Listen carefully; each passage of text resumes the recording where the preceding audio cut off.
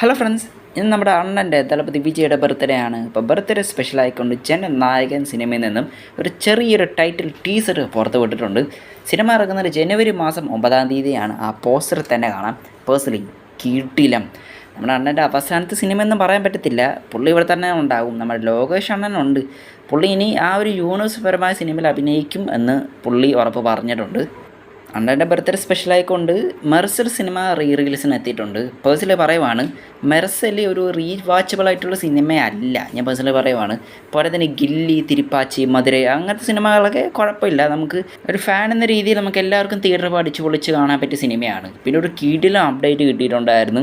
നമ്മൾ ദിലീപ് ഏട്ടൻ്റെ ബാ സിനിമയുടെ ഭാഗത്തു നിന്നും അണ്ണന് സ്പെഷ്യൽ ബർത്ത്ഡേ വിഷസ് പറഞ്ഞിട്ടുണ്ട്. ആ സിനിമയിൽ ഉപയോഗിച്ചിരിക്കുന്ന വണ്ടി നമ്പർ 100 ആണല്ലോ ഗില്ലി സിനിമയിലെ റെഫറൻസ്. അപ്പോൾ അങ്ങനത്തെ ഒരു കിടിലം ഒരു പോസ്റ്റർ പുറത്ത് വിട്ടിട്ടുണ്ടായിരുന്നു.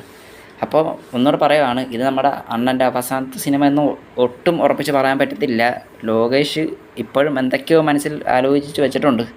എന്നാലും നമ്മൾ അണ്ണൻ്റെ കാര്യം പറഞ്ഞതല്ലേ, അപ്പോൾ പുറകെ സൂര്യ അണ്ണൻ്റെ കാര്യം കൂടെ പറഞ്ഞേക്കാം.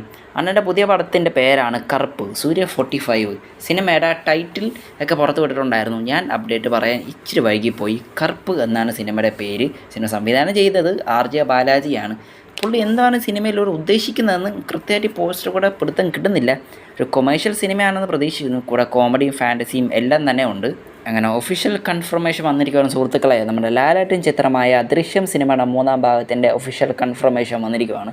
ഈ വരുന്ന ഒക്ടോബർ മാസമായിരിക്കും സിനിമയുടെ ഷൂട്ടിങ് തുടങ്ങാൻ പോകുന്നത്.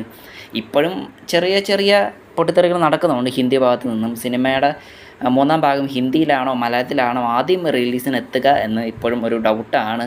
സിനിമ റൈറ്റ്സ് മേടിച്ചിട്ടുണ്ടെങ്കിലും അവിടെ നിന്ന് ഇപ്പോഴും ഒരു ഉറപ്പ് കിട്ടിയിട്ടില്ല. എന്തായാലും ജോർജ് കുട്ടിയും ടീംസും എന്തൊക്കെയോ ഒളിപ്പിക്കുന്നുണ്ട്. വഴിയെ കണ്ട് മനസ്സിലാക്കാം.